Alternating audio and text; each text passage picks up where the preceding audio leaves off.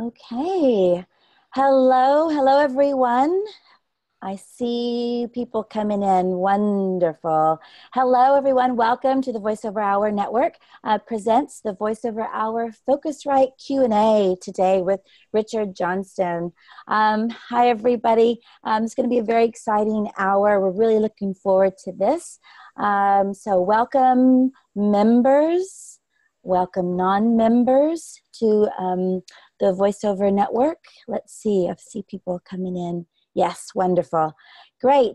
So everybody, just so we can tell that everyone can hear us, if you could just, in the chat box, let us know that you can hear us. That would be great.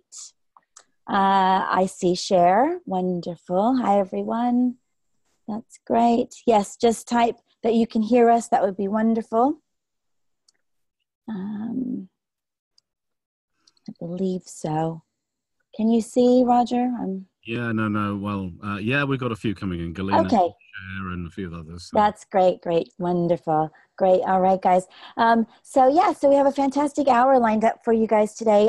But first, if Rachel likes to get these things started, usually about finding out where everyone is listening in from. So if you could just type in the chat box there where you are listening in from. We'd like to always find out. That would be great.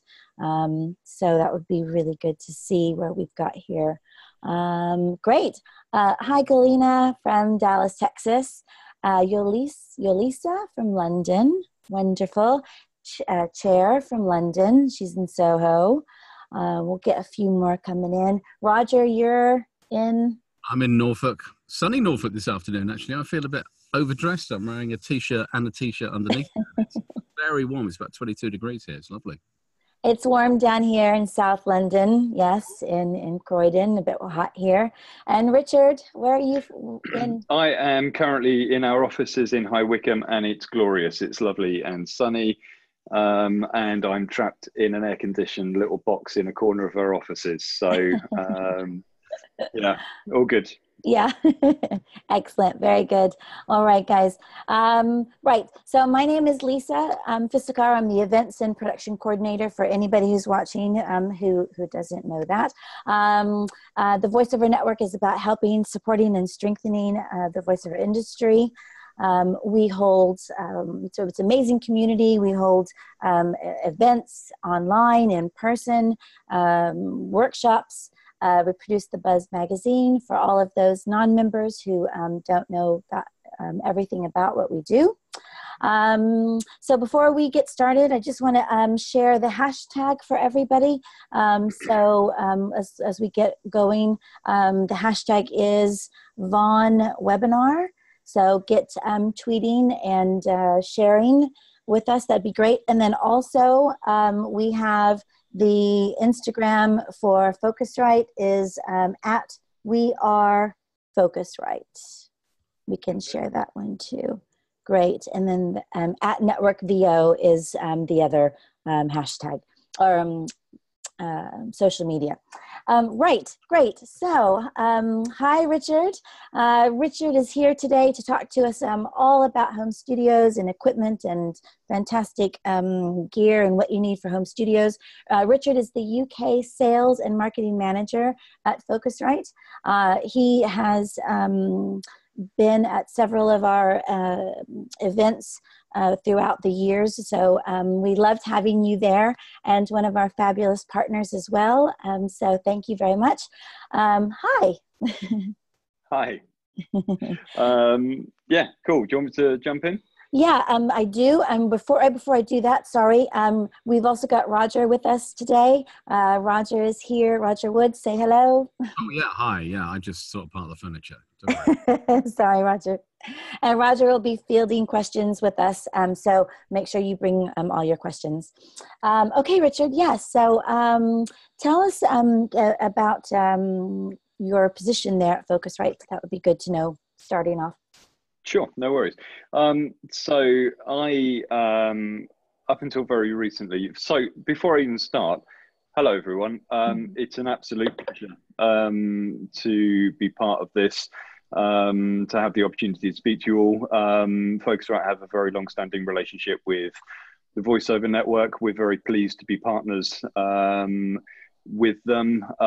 We have a good, strong relationship, and I'm really pleased to represent Focusrite today. So it's really nice, and I hope I'll get a chance to speak to some of you either in chat or fielding some questions and having a chat. So first of all, thank you for the opportunity for being able to speak to you.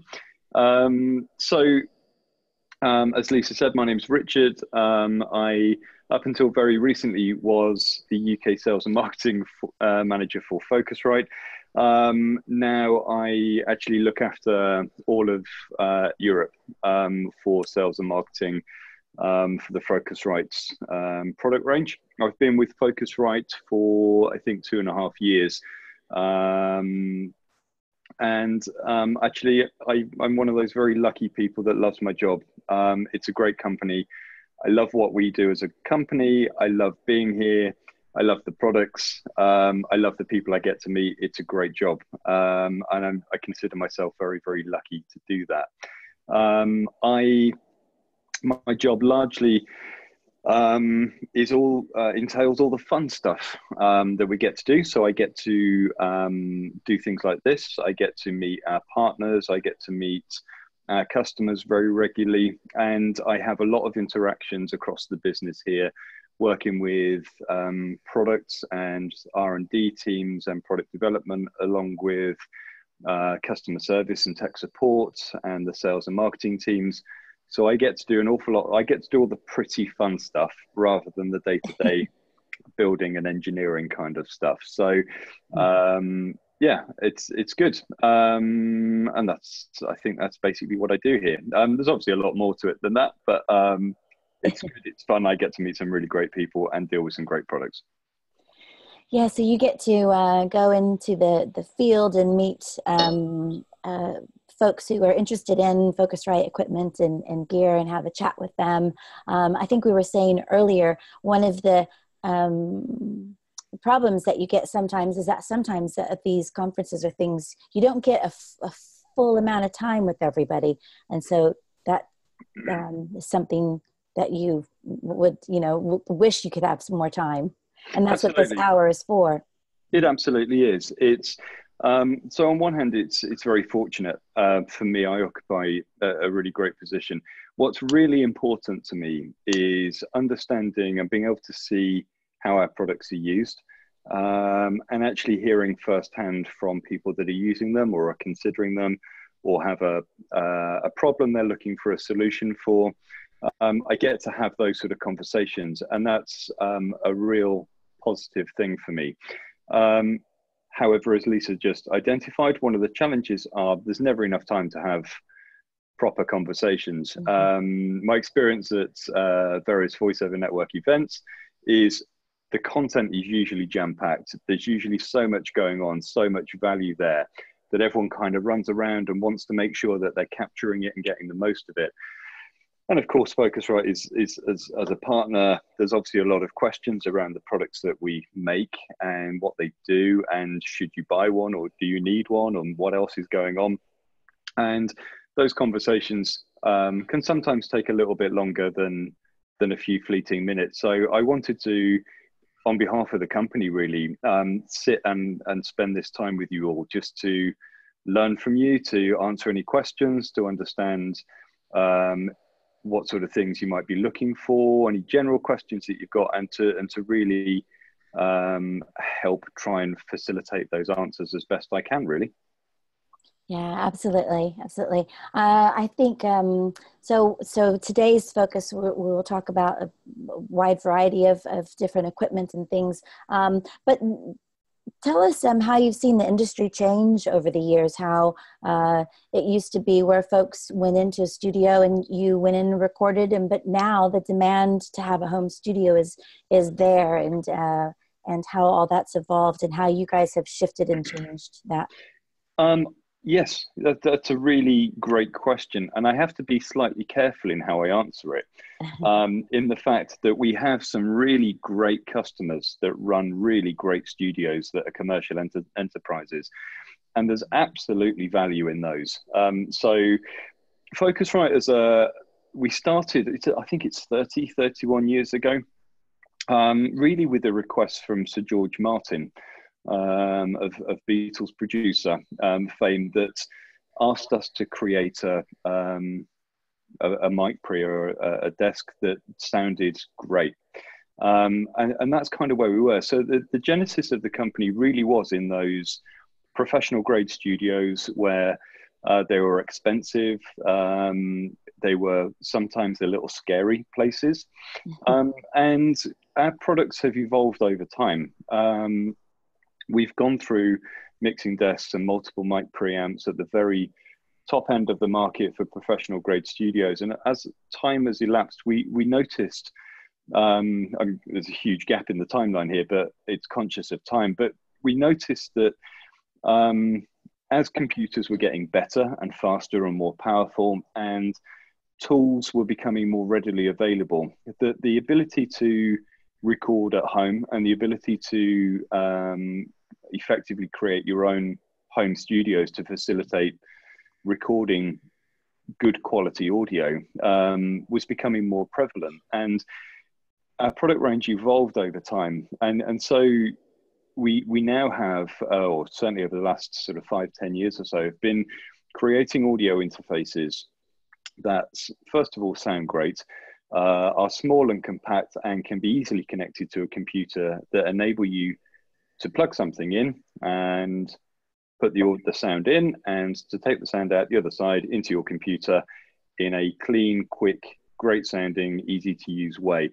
And that's the major space that we're in now as Focusrite. Now, I suppose the other side to that question is, there is absolutely always the need for high quality, good quality professional studios for lots of different reasons.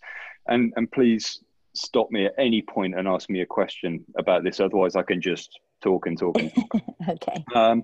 But the reasons are many, in the fact that they tend to be spaces that are acoustically treated. So they tend to be very good quality acoustic spaces that have paneling and systems that create very dry, dead spaces.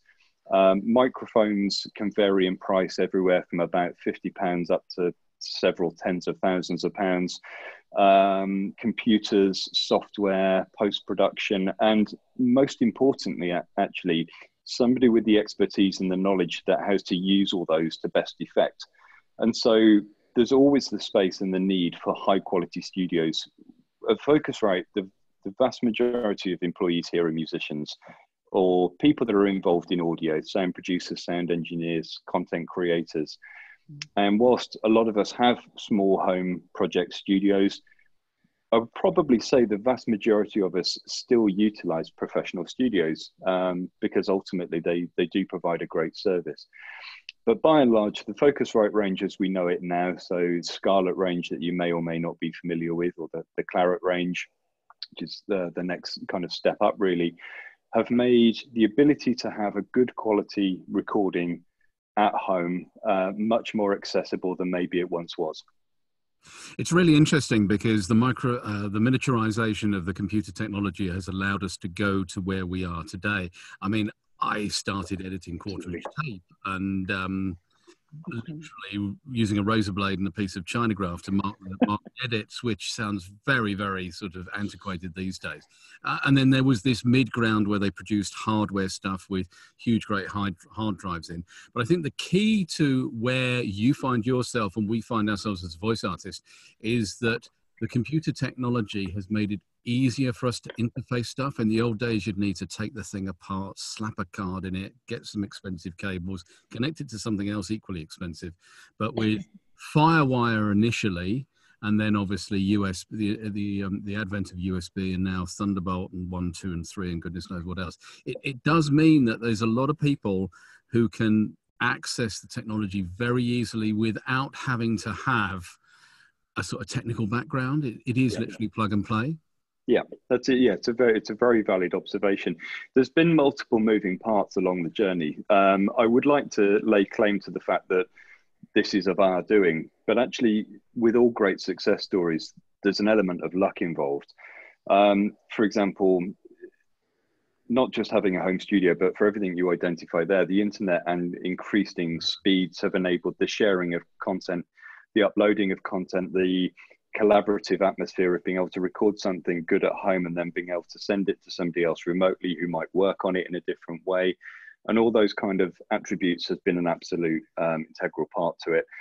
And also software itself has become much more user-friendly in terms of the terminology and the technical aspects that the environments that they occupy now. Much like you, the beginning of I'm a musician, I'm a bass player, and I used to do an awful lot of session work when I had time, and I used to spend hours in studios watching tormented sound engineers stopping tape, rewinding it, cutting it up, editing it, threading it back through, running it through outboard gear with loads of wires and connections, and then trying to plug it all in and spending hours in there. The process is fundamentally the same, but the barriers to entry have become much more accessible.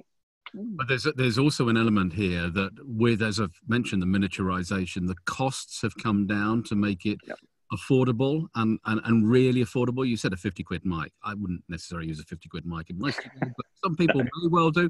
But it is the affordability, because as the demand for the kit is taken off, you can produce good quality stuff, exceptionally good quality stuff at a really affordable price, which was once upon a time out of everyone's reach. Yeah, exactly that. Yeah, exactly that. And following that then, with starting off with we could break this down a little bit. So starting off with the basic home studio setup for new to the industry to get started, what all would that be for them? So obviously the most common starting point is a computer of some form, laptop, desktop, Mac, PC. It doesn't really matter. You're quite hard pushed these days to go and buy a computer that isn't capable in some form of doing it. And then there are multiple aspects to it. So the most immediate one that springs to mind obviously is an audio interface. And in its simplest terms, an audio interface really is the conduit by which you take some sound and you get it into your computer. It's the little box in between that facilitates it. So plug something in, microphone being the most obvious thing. It then travels around the box, it converts it into a digital signal and passes it out to your computer. So that's really all I mean by an audio interface. And then this is open to schools of thought. I'm sure Roger will probably have an opinion on this. Either a set of reference monitors or speakers, or a set of headphones. And there's a huge amount in the market, much in the same way that there's a huge choice of audio interfaces in the market, actually. But a microphone, an audio interface, something to hear yourself with, either speakers or headphones, are the very basics of what you could consider to be a home studio. And there are huge amounts of discussion points around those various different components. But if someone gave me that, I am immediately and very readily placed to be able to record myself and actually start creating content. I agree wholeheartedly. Absolutely. And I think actually, for the record and for everyone who's on the call and watching it post the event, you represent also KRK, who produce an excellent range of monitor speakers and headphones. You also represent SE Electronics, who do a great range of mics. So really, you've got the three key elements under your belt, which our members can access through our partnership with you. And they're all great pieces of kit. But you're right. The debate over headphones and speakers is an interesting one. A recent conference said you've got to listen with your headphones on, and actually reference these ones that I'm wearing. But it's down to individual choice. And if you'd asked me, I don't know, a year ago, I would have just reeled off, you need X, Y, and Z, A, B, and C, go out and buy it, go and speak to the guys at Focusrite, they'll do your package. These days, there is so much choice. There is so much choice. I am really at a bit of a loss to say you need X, Y, and Z, because it is down to people's individual budgets, and where you particularly win is because you do lovely little bundles and other bits and pieces, which is fantastic, which is sort of core to what you do. Which, speaking of those bundles, just for anybody who's watching, we do for members have a wonderful discount that we can talk about that a little bit later too. So remember, keep that in mind. As partners, Focusrite, we've got a wonderful discount for members. So, Sure. So just to move on a little bit, how about we talk about, when you're ready to advance your home studio, how can you take it to the next level? Yeah. So this is kind of linked into the previous conversation we were just having. Mm-hmm. And this will depend on largely who you talk to and how opinionated the person you choose to talk to might be. So we talked about what would basically constitute a home studio. Mm-hmm. And this is where you can get yourself into very circular arguments and circular debates. So we're looking at voiceover. So we're talking about microphone. The instrument is your voice. That's what your starting thing. That's the most important thing. You hone it, you learn it, you practice skills, you invest your time in great organizations like VoiceOver Network, you attend these seminars in classes, and it's your instrument. And there's a school of thought that says that the very best instruments are handcrafted, they're beautiful, they're all these things. So actually having something beautiful and intelligently designed and sensitive should be the thing that you need to capture the starting point, which leads us to really start with the microphone. Now I'm going to contradict myself in a second just to let you all know. So we start with the microphone because ultimately how good that thing is how good a representation it's going to achieve in being able to pick up all the subtleties of your voice and the details of your voice. Mm-hmm. So there's a school of thought and an argument that says, absolutely, buy the very, very best quality microphone you can get and nothing else really matters. However, once that's gone through the wonderful microphone, it has to hit the point in which you try to get it into your computer, which then talks about the quality of the microphone input that you have, or the audio interface. You could have all these wonderful bits before it, but actually the quality of the audio interface is really quite an integral part. And there are some areas in which you would argue the most important part. And obviously working for Focusrite, I have quite strong opinions around that. But the quality of the microphone preamp and the processing that it goes through and the engineering of that process before it then fires it out or converts it back into sound into your computer is a very integral part as well. And then ultimately hearing it back. So being able to hear it back through something that's a really good quality set of headphones or a nice quality set of studio monitors is really quite key as well. So you've really got three moving parts. Mm-hmm. And you'll find yourself potentially compromising somewhere along those chains. If you go for the very, very best, you can spend an inordinate amount of money and then still find you're not getting great recordings because you might not be very good, or the room might not be great, or there might be some external noise, or various other little factors. Yeah. So it's really a question of trying to find something that actually works for you. My experience is that microphones are very personal. I've tried lots of different microphones and I've been sometimes recommended really great quality microphones and tried it through my voice and it just hasn't worked for me. My voice has characteristics. Sometimes it's deep, sometimes it's high. The way I pronounce words, the microphone I found to be very personal.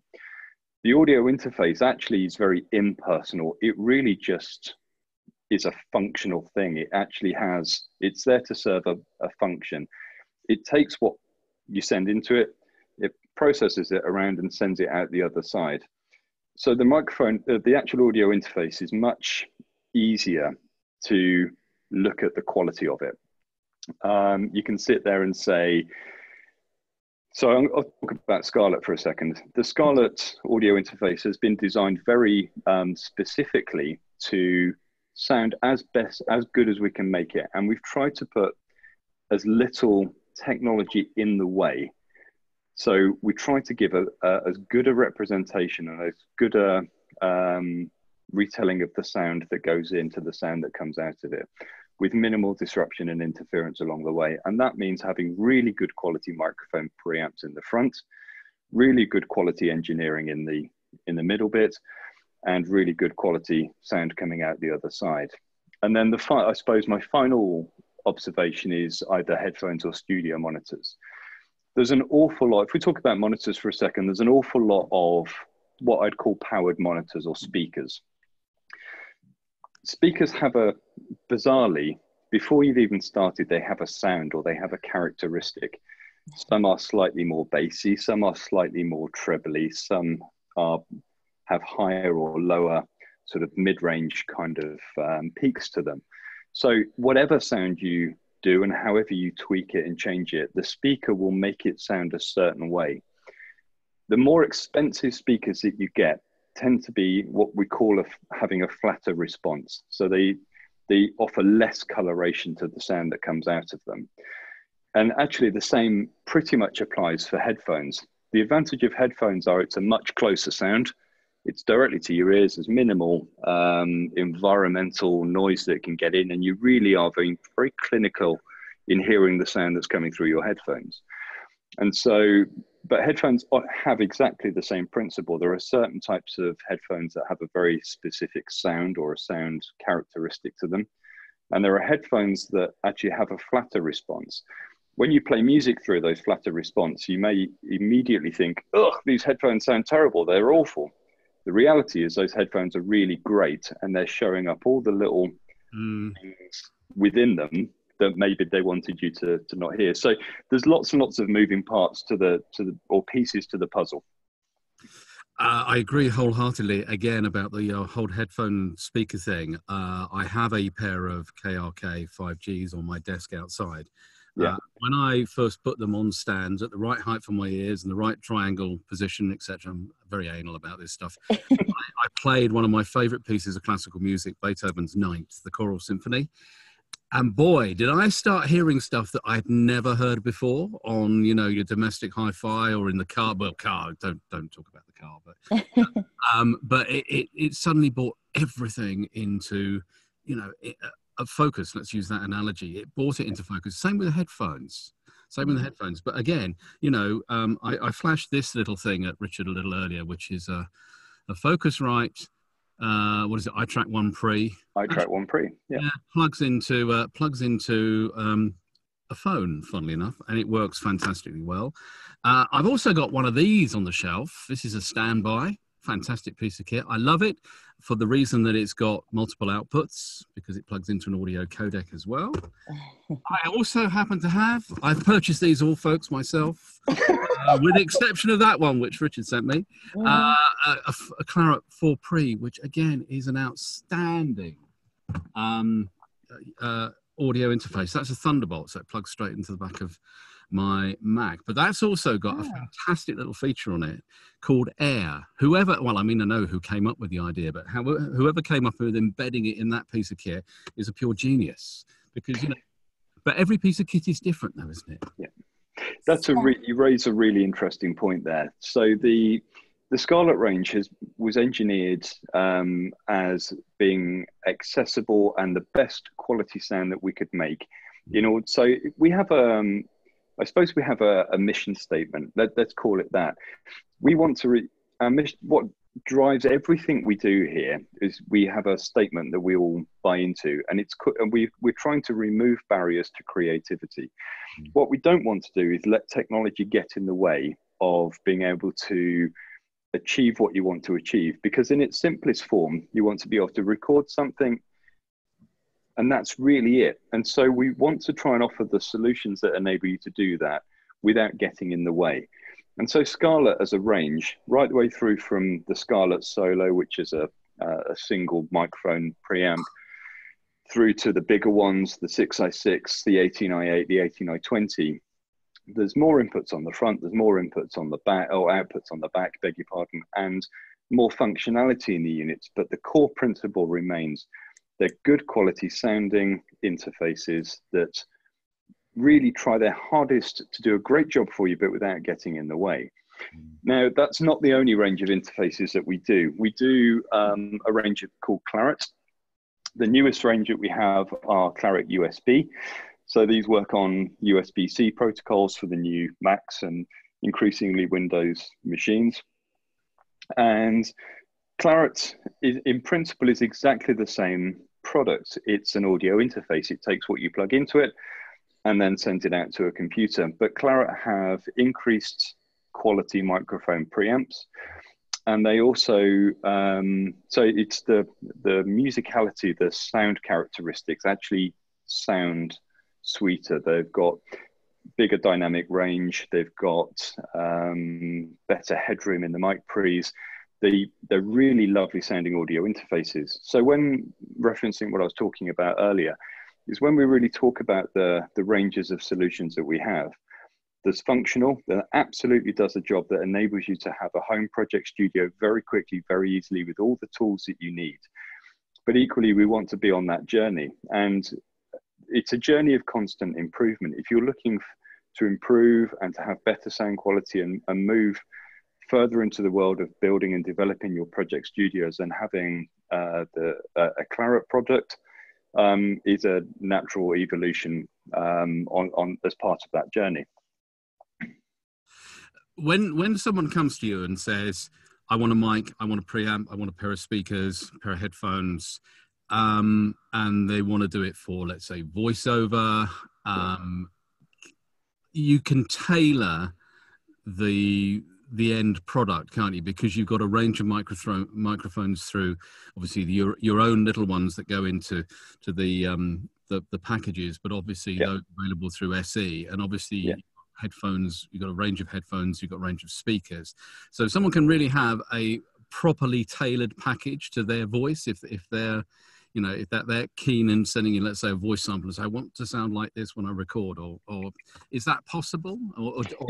Yeah, it's absolutely possible. So the Scarlett range, as you rightly identify, so if you purely just want the audio interface, let's say you might have a good quality pair of headphones to get you started, or you already have a microphone, you've already invested in that. The Scarlett range, from the very beginning through, there's about 6 products, I think, ranging in price from about 95 up to around 350, 400. You can just buy the audio interface, and depending on how many things you want to plug in simultaneously and how many outputs you need will depend on the product that you want. Equally, we have 2 packages in the Scarlett range, or 2 bundles. So we have the Solo bundle and we have the 2i2 bundle. The 2i2 is the best-selling interface that we make. It's just brilliant at everything it does. 2 inputs on the front, stereo outputs on the back, direct monitoring switch on the front. It runs phantom powering for clever mics that need it, a headphone socket and a volume control, all in a small little desktop unit for £129, and it's brilliant. But we also, as a way into having a studio very quickly and easily, we supply that as a bundle, which includes a condenser microphone and also a pair of headphones. So actually buying that bundle and taking it home immediately enables you to be able to say, great, I've got everything I need to be able to get started. Or you can just buy the interface on its own if you already have some bits and pieces to go with it as well. I think with voiceover in particular, where it becomes interesting is when you start expanding around from that. And that's what's been interesting in conversations that I've had with people at events that I've attended. A lot of questions have always been, I've heard about reflection filters, and I've heard about sound isolation panels, and kind of what's that? Do I need it? And is it important? I will offer 2 opinions, both different. One opinion is, yes, you absolutely need it. It's really critical and will make your end result sound fantastic. The second school of thought is you absolutely don't need it, because in order to record your voice a good quality microphone, a good quality audio interface, a half quiet, decent room to record in, and something to hear yourself back is all you actually need. So let's go to the first school of thought. If we talk about reflection filters, SC do an incredibly cool product called the reflection filter. And what that basically is, I'm good. This is where I become mime, although you can hear me. It's basically a shield that sits in front of you and curves around, that the microphone sits in front of. And what that does is it directs the sound. So as you're talking into the microphone, a lot of sound, sound is air.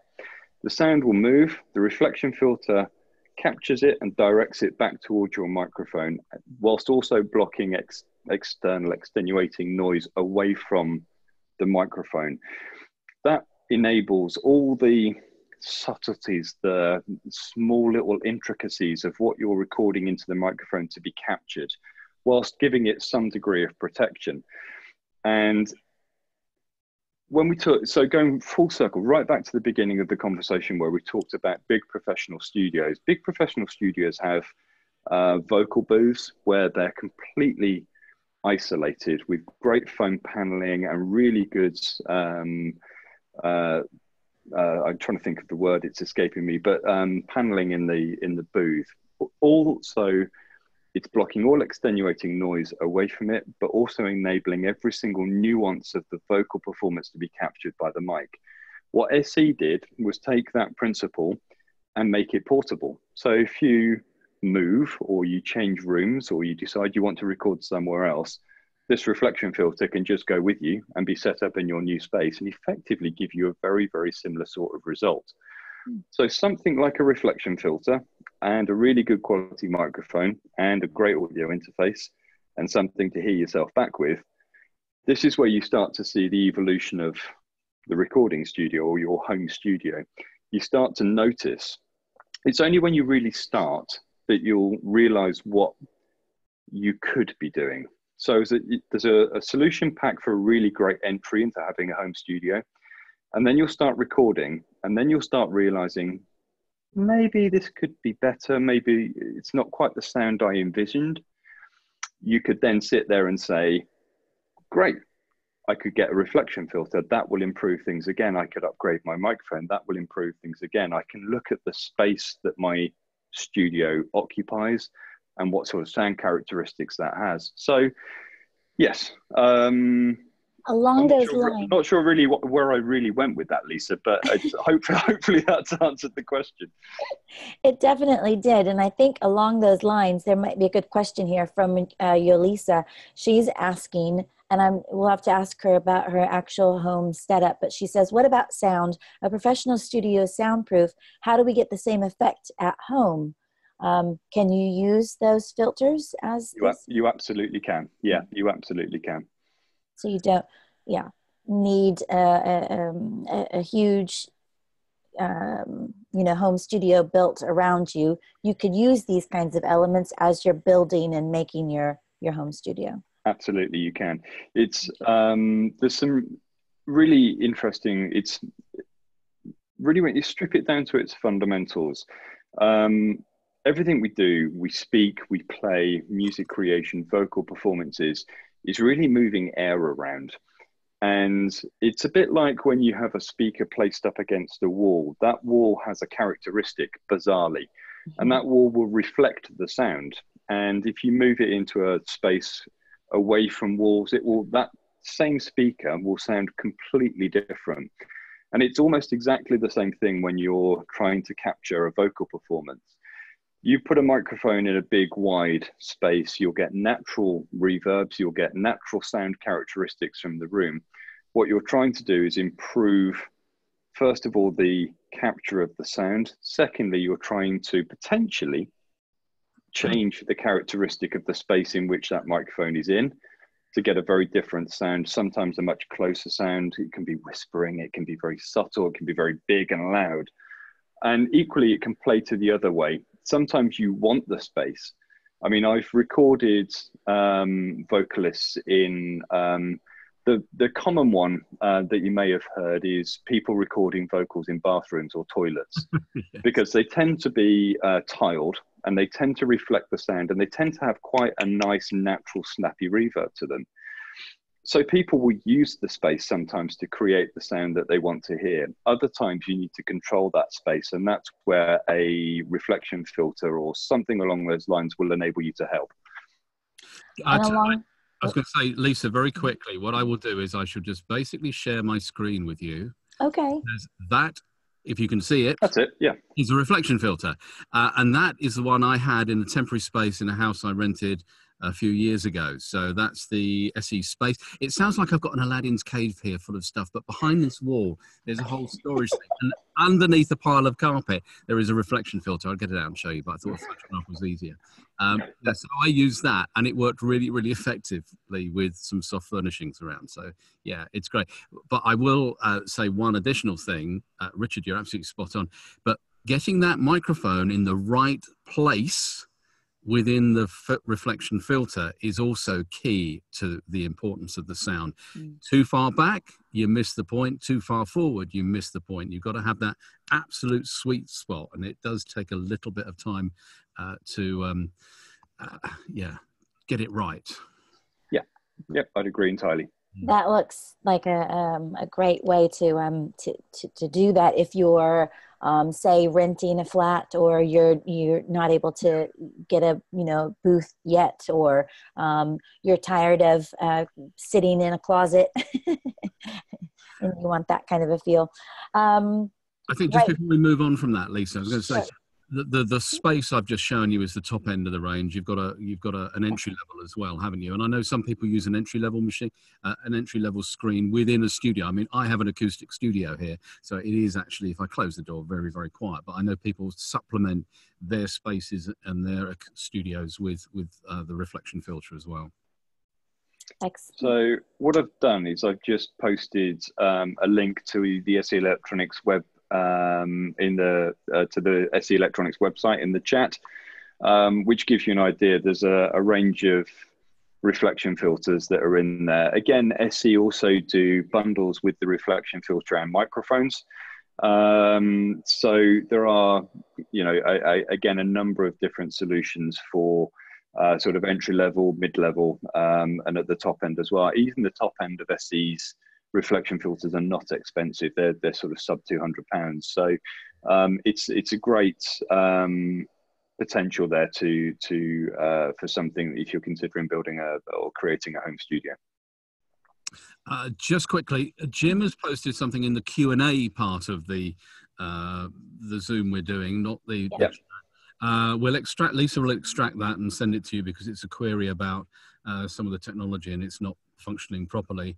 And Adam, interestingly enough, has posted a little section about, can we talk about things like cloud lifters and Fed heads? That might have gone way over your head, Richard. I know exactly what he's talking about, but your products don't need them really, do they? They don't need anything to boost a dynamic mic, because they would quite happily cope with a dynamic mic as obviously, first and foremost, a condenser mic, it'll handle no problem.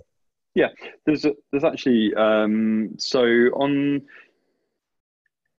I would largely suggest that they don't need them per se. There's a caveat with all the things that I have to say about these things, where sometimes you might find you do need, and it largely is driven by the variances in the range of dynamic mics. SE do a really interesting inline mic pre, which is effectively I'm not going to call it a gain boost. It's an inline. It looks like a stick of dynamite. Let me see if I can find you the. I'm going to see if I can find you the web link. I'll do that in a sec. But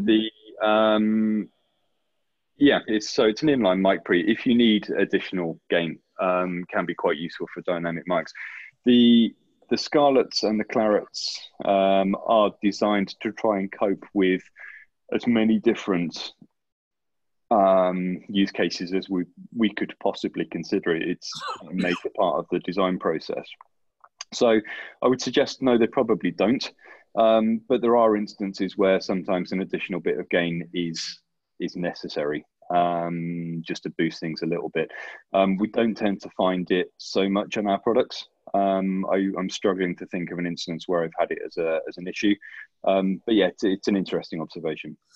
We've talked about the hardware. What we mustn't forget is the software, because something like your Solo or your 2i2 studio packs come with bundled software. And I think that screenshot I showed with the space had some obviously Focusrite Red software, compressors and bits and pieces with it. And you get, I'm not sure if it's Cubase or Pro Tools First you distribute at the moment, or maybe even Bass, both. I should probably talk a little bit about that, shouldn't I? I'm going to say, because that's quite an interesting way for people to get into alternative software to, let's say, the free one like Audacity, which is ubiquitous amongst voiceover artists, or even some of the higher end stuff. I mean, yeah, okay, my studio is slightly different. It's quite high end, and Audition is what I use, but there's a learning curve for people as well, and the software that comes with some of your products gives you that little insight to have a play. Absolutely. We do two things. So number one, we bundle a whole load of stuff in the box with Scarlett and Claret. In terms of, I'm going to call them DAWs for the purposes of Clarity digital audio workstations, or DAWs. Everyone calls them DAWs or DAWs. So we bundle two versions. We have Pro Tools First, which is the something specific for us, which is the Focusrite Creative Pack. We also bundle Ableton Live Lite. So there are two different DAWs in the box that will get you started. In addition to that, we run some free plugins that work, actually will work with multiple DAWs. You're not limited to Pro Tools or Ableton. They're a standard format plugin, so they'll actually work with anything that I think takes a VST or AI something. I'm gonna have to check my knowledge on that. But we bundle Softube products in there. There's also the Red, as you rightly identified, the Red compressors and things like that in there. We also run something called a plugin collective. It's a rather grandiose title for something that's really cool. Because of what we do and the sort of markets that we're in, we have an awful lot of really great relationships with a whole load of plugin manufacturers. And when you buy and register a Focusrite product, we automatically enroll you into the plugin collective. It's completely free for the life of the product that you have with us. And every 2 months, we give you a free plugin. Sometimes it's a compressor, sometimes it's a limiter, sometimes it's something more funky and interesting. But there's always something. Every 2 months, we just put it into your user account, send you a quick email to say it's there. You can download it, you can use it. And there's the ultimate ambition of that is to really stimulate creativity, because it might help, it might enable somebody to play or to try something a bit different. But actually, from my personal opinion on it, it's a demonstration of our commitment to our users. The purchase obviously is the first bit, and that's not where I feel we need to stop. I feel that we need to continue investing in our users and continue to offer value and continue to offer various plugins and bundles and bits and pieces that enable you to get the tools to expand your knowledge and your creativity and to keep you doing what you do best. So yeah, there's the bundled software out the box, which is a whole heap of tools to get you started and to enable you to play and get up and running. But equally, the plugin collective, every couple of months, there's a whole load of other free stuff that we keep giving you. We're the company that likes to keep giving you things. It's fantastic. Right, well, we got a few more questions going on here. No, that's fine. Oh, hang on a second. This might be a technical one as well from James in the Q&A. Trying to think here. Do you want me? I've got it on screen here, so I can do it. Okay. James says this has got two two i2s attached to two Macs. One is for his vocal booth. One is for his vocal booth. The other for his edit suite. Every time my Mac goes into sleep, the 2i2 loses connection. That's pretty normal, really, isn't it? I then have to unplug and replug them in. Hasn't happened on former boxes. I don't think he's asking if it's a bug. I don't think it's a bug. I think it's the way maybe his. What I would like to do is I would like to test it. So if we can capture James's details, I would like to go and talk to our tech support and CS teams and get them to clarify that and see whether that's a characteristic or whether that might be a bug or an issue. And if it is, we'll find a way to resolve it. Thank you for that. My response to you, James, would be turn off anything that puts your machine to sleep. I would say exactly the same thing as well. My iMac on my desk, which is powering this session, hasn't been switched off for about a year and never goes to sleep. So when I have a very similar mindset. When I'm doing anything that's a project or anything that requires a connection to anything at all, I disable any. I'll make sure it's on a power supply, and I disable any sleep modes. It's for lots of different reasons. One, from a connectivity standpoint, it's a potential issue. Although I would like to research that and find out for sure. The other one is it tends to hard drives. It was more of an issue historically when they were not SSDs, but SSDs suffer from similar characteristics. If the drive powers down or does anything else like that at all, it can cause you an audio problem, especially if you're rendering or doing anything at all. I don't like drives powering down. I make sure I'm in the project is complete, the Mac has done everything I wanted to do, and then I'll power it down. But it's different workflows work for different people. Guys, just to go back to the DAWs and what you're talking about. So Galina asks, so she has a Focusrite, but she doesn't think she saw anything in the box in regards to some of that. Okay, so when in the actual box, when you open the lid of the box, there's I think we call it a bundle code, and it's printed on the inside lid of the box when you lift the lid of the box up. If that's not there, for whatever reason, I'd really like to capture the details, and I can send a link to the bundled software. It's absolutely a very, very easy fix. It should be in the box. If it's not in the box, capture the details and we will fix it. Galina, send me an email, and I will then pass that on and we will get you sorted. All right. So I'm just kind of collecting the technical stuff. Perfect. Right. Yeah, absolutely. That's a really super easy fix. If it's not there, I'll get a code created and make sure it's with you super speedy. Before Lisa bounced in with that really useful question, I've just checked my box and there's not one in it, but that box is some years old, so don't panic. Don't panic, Richard. Okay, cool. No worries. I knew there was one in there at some time because I registered the thing. Yep. My question to you is that everything is moving at such a fast pace, you know, technology-wise. We've mentioned the size of things are getting smaller and smaller and smaller, and we cited this device as pretty small.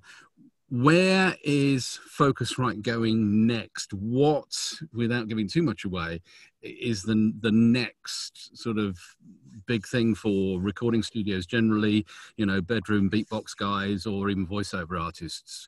What's your sort of vision? I love you all very much, and I'm not going to tell you anything at all. However, it's something that we spend a lot of time actually thinking about. So let me talk about the company a little bit. So I'm sitting in the offices in High Wycombe. We have everybody here. We have everyone from the directors here down to everything else. Our R&D teams are here. Our product designers are here.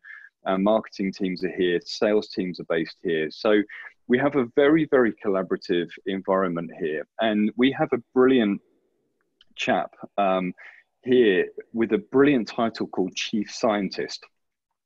And he spends an awful lot of time thinking about where technology is going and how that could be utilized and leveraged. I think your statement is completely correct. It's moving so fast, and we have been, as I mentioned, with some luck, but with an awful lot of design and thought, been a beneficiary of the shift from you had to go to a studio to you can do this at home, and you can do this really well and with good quality at home.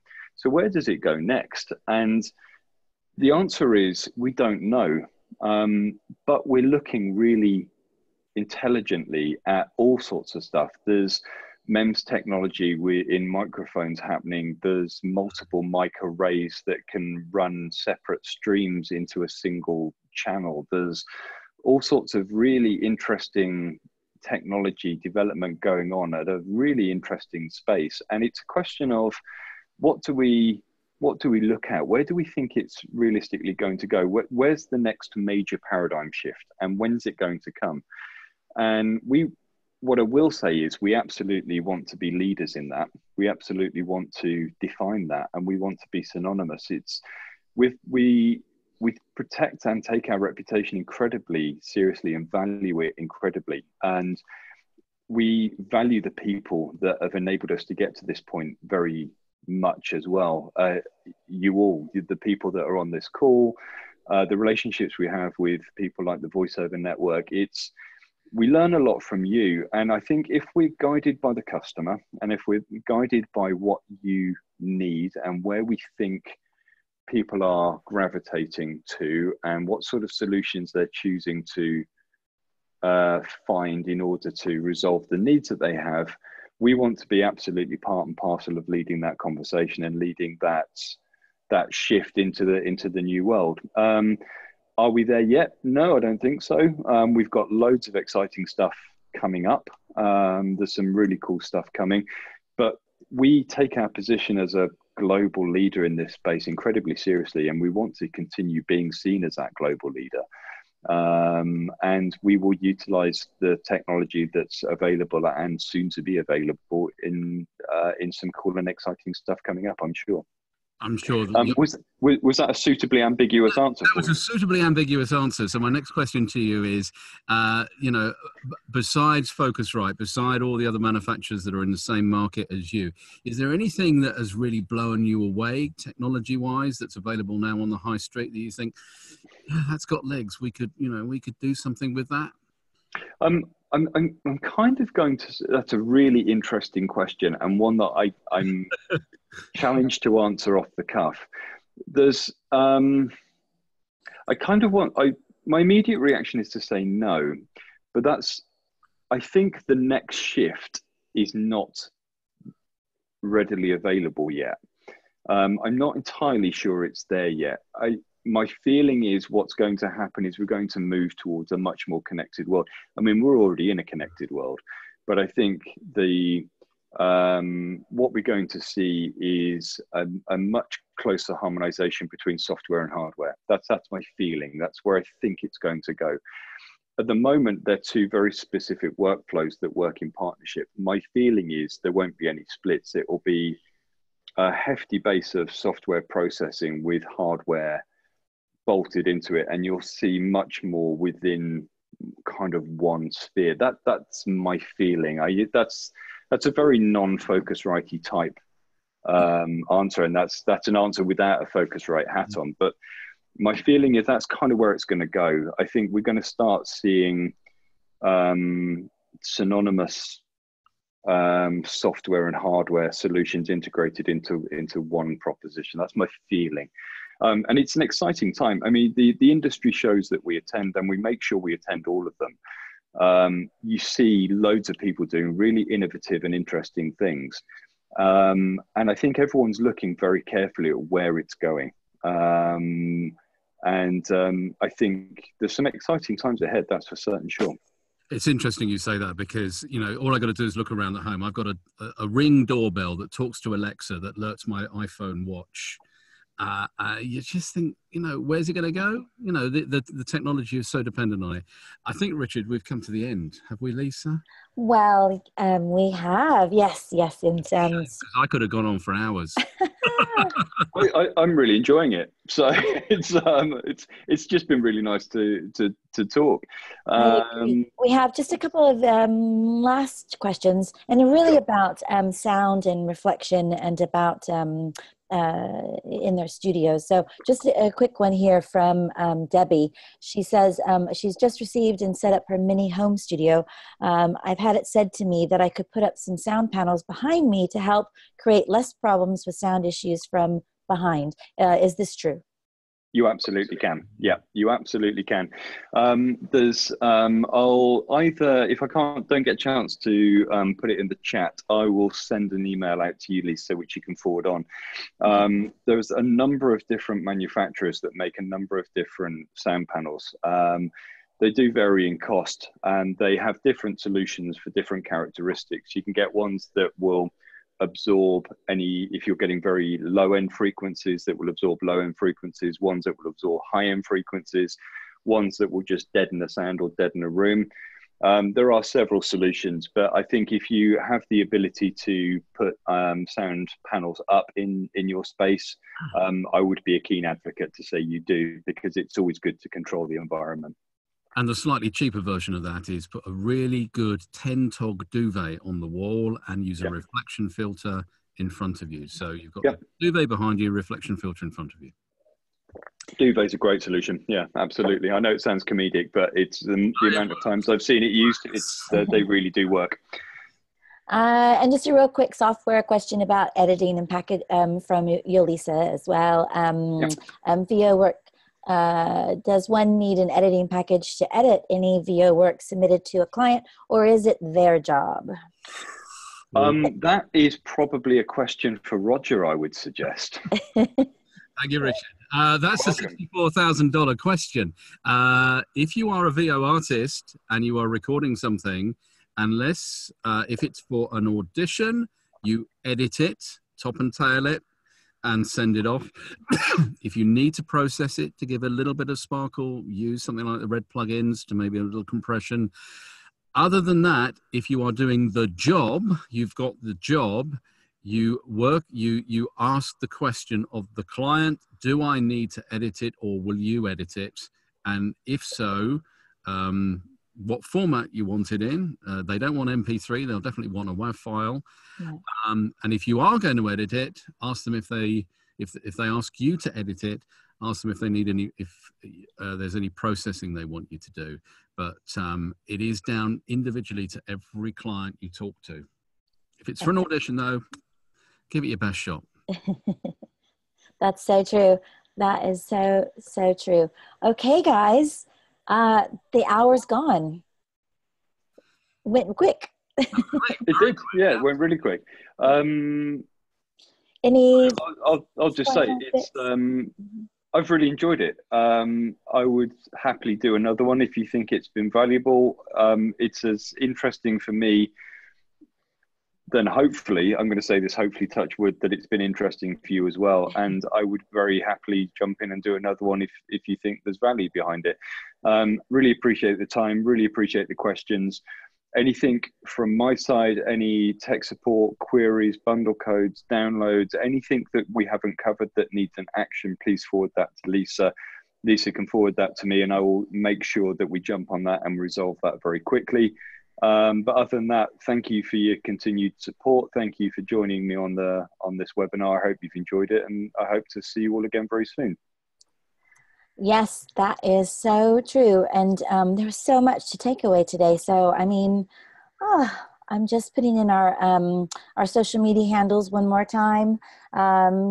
Folks, just tweet us, share anything valuable you did get out of this. And there was loads. I usually normally write lots of things down, but I was just kind of listening and focused on what everyone was saying. So at Network VO and at We Are Focusrite. There we go. Great.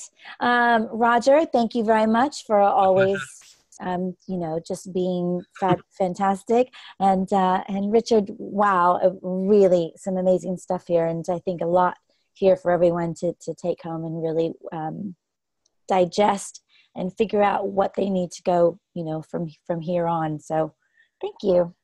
Really appreciate it. Nice. I hope to see you again soon. Thanks ever so much. Yes, absolutely. All right, guys. Thanks again, and we'll see you on the next one. Okay, bye. Okay. Bye. Bye. Stop the record.